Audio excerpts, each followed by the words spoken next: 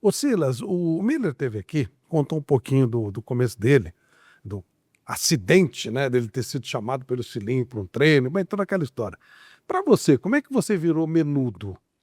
Eu saio de Campinas, eu vou fazer um treino vou na Ponte Preta e a porta fica batendo na minha cara lá, vou no Guarani, a porta fica batendo na minha cara também, tipo, volta segunda, volta, porque eu tinha o Eli Carlos, meu irmão, Sim. que tinha jogado no Guarani.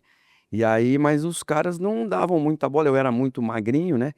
E aí eu fiz um teste no Guarani e o seu Pupo Gimenez pediu para eu voltar depois de um mês. Só que nesse intervalo aí, um cara lá de Campinas também, que tinha sido técnico nas categorias de base do Palmeiras, chamado Cidinho, Opa! falou para mim: Silas, você não quer fazer um teste no São Paulo? Eu falei: quero.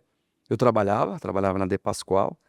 Aí eu tive que pedir lá o aviso prévio, não deram. Então eu saí da De Pascoal para ficar uma semana lá no Morumbi, treinando. Pediu já a demissão, já botou fé. E aí saí, fui. E aí na segunda semana eu fui aprovado. Treinei com juvenis, não aconteceu muita coisa. Aí treinei com os juniores, uma categoria acima da minha. E aí foi aí que eu consegui, assim, sobressair. Aí acabei ficando no São Paulo ali. Isso, estamos falando de 1982. Quem teve a ideia de te colocar numa categoria assim, que teoricamente era mais fácil te dispensar, né? Justamente, na época era o seu Celso, que era do técnico do juvenil, Celso Tomás. e o seu Firmo de Melo, que era o técnico dos juniores. Então eu acho que eles conversavam muito, porque eles ficavam ali o tempo todo. E nessa daí eu acho que um deve ter sugerido, ó, coloca o menino para treinar mais uma semana na categoria de cima e vamos ver. E aí eu acho que nos juniores naquela época era um pouquinho mais lento o futebol, e aí foi quando eu consegui sobressair, fiquei e foi. Bom, e depois deu no que deu, né? E o treino do Guarani tá esperando você. Tá esperando até hoje lá, estão me aguardando lá ainda.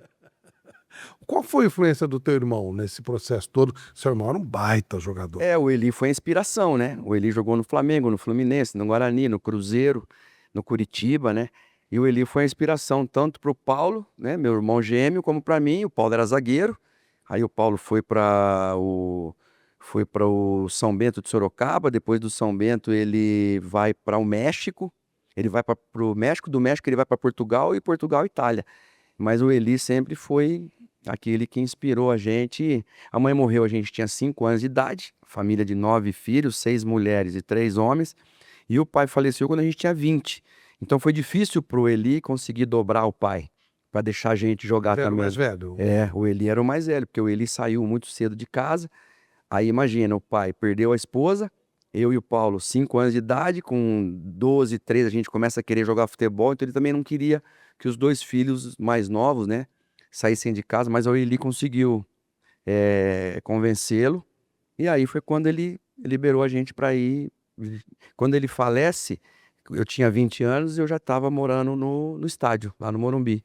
E o Paulo já estava também, na época, acho que ele estava em Sorocaba, se eu não me equivoco. Como é que sua mãe morreu assim tão cedo? Porque É, você era muito jovenzinho. O que sim. aconteceu? Então, o pessoal disse que foi um infarto, né? Uma parada cardíaca. E aí meu pai ficou com essa galera aí. A mais velha tinha 20 anos. E o Paulo e eu tínhamos 5. Só que ele assim, a gente nunca teve grana lá em casa quando a gente era criança, adolescente. Mas ele sempre ensinou valores pra gente, princípios, né? De autoestima elevada, de autoconfiança, de ser autêntico, de humildade, de fé. E eu acho que isso foi o que norteou, assim, não só o Paulo e eu, mas senão que a família toda, né? E de repente, e a vida ela é desse jeito mesmo, né? Eu, na minha Sim, profissão, sim. também batendo porta aqui, lá, de repente as coisas abrem completamente. Quando você chega no time principal de São Paulo, houve uma explosão. Foi aquele time, os famosos menudos, foi uma coisa impressionante. Como é que foi aquilo para você e para sua família? O São Paulo, ele não tinha, né, Flávio, política de subir jogador da base naquela época.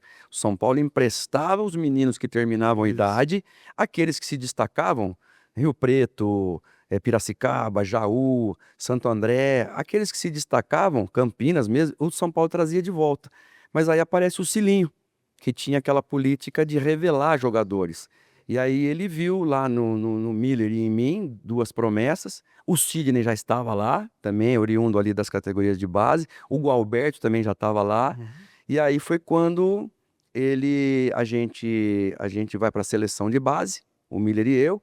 A gente é campeão na seleção de base. O Miller sobe até novembro de 84 e eu subo janeiro de 85, que foi quando eu já tinha jogado 4 jogos pelo profissional.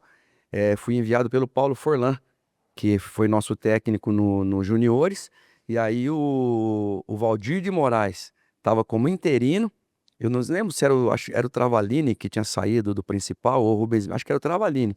E o Valdir de Moraes fica como interino. E o Valdir pediu um jogador. E aí o Paulo Forlan me mandou. Eu fiz 4 jogos, voltei, fui para a seleção de base. Quando eu volto para a seleção de base, o São Paulo já tinha contratado o Cilinho. E aí, quando ele me promove também, aí já começamos o Mider e eu, mas já tinha Careca, já tinha o Pita, já tinha o Sidney. Aí o São Paulo vai, na época era o Márcio Araújo, o volante, aí traz o Bernardo, aí já tinha também o Zé Teodoro, Gilmar já experiente, Dario e Oscar experiente, e aí a gente só foi se juntar com aquela turma lá. A gente acabou sendo os protegidos deles, né? Mas a gente entendeu o que que era jogar no São Paulo, e o Cilinho também ajudou muito a gente, né?